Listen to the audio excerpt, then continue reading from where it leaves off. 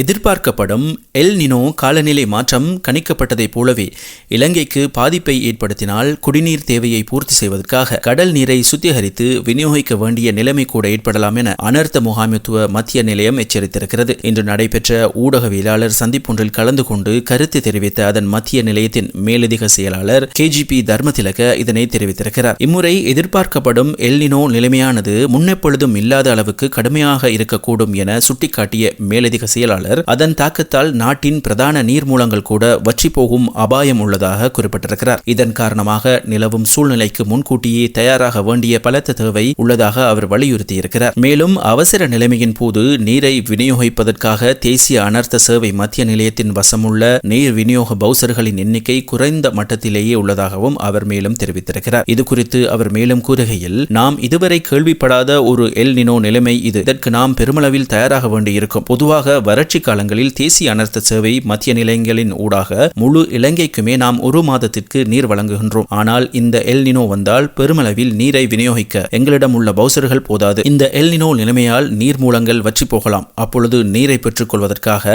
மூலங்கள் இல்லாமல் போகும். கடல் நீரை சுத்திகரித்து விநியோகிக்கும் ஒரு நிலைமை குறித்தும் நாம் சிந்திக்க வேண்டி வரலாம் என்றும் அவர் கூறியிருக்கிறார். ஒரு தசாப்தத்தின் பின்னர் ஏற்படும் மிக பலத்த எல் நினோ நிலைமையின் தாக்கம் எதிர்காலத்தில் ஏற்படுவதற்கான சாத்தியக்கூறுகள் உள்ளதாக ஐக்கிய நாடுகள் உலக காலநிலை முகவரம் தற்பொழுது எச்சரிக்கை விடுத்திருக்கிறது. இலங்கையின் வளிமண்டலவியல் திணைக்களமும் இதன் காரணமாக ஜூலை ஆகஸ்ட் மாதங்களில் இலங்கையில் வறட்சி நிலைமை ஏற்படுவதற்கான வாய்ப்புகள் உள்ளதாக தெரிவித்திருக்கிறது. எல் நினோ நிலைமை என்பது பசிபிக் பெருங்கடலில் மேற்பரப்பு நீரில் வெப்பநிலை சாதாரண அளவை விட அதிகரிப்பதன் மூலம் உலகெங்கும் உள்ள காலநிலை வடிவங்களில் பெரும் மாற்றங்களை ஏற்படுத்தும் ஒரு இயற்கை நிகழ்வாகும். இந்த எல் நினோ நிலைமை காரணமாக இலங்கை, இந்தியா, ஆஸ்திரேலியா போன்ற பிராந்தியங்களில் சாதாரண மழை வீழ்ச்சி குறைவடைந்து கடுமையான வறட்சி நிலைமை ஏற்படுவதற்கான சாத்தியக்கூறுகள் காணப்படுகின்றன.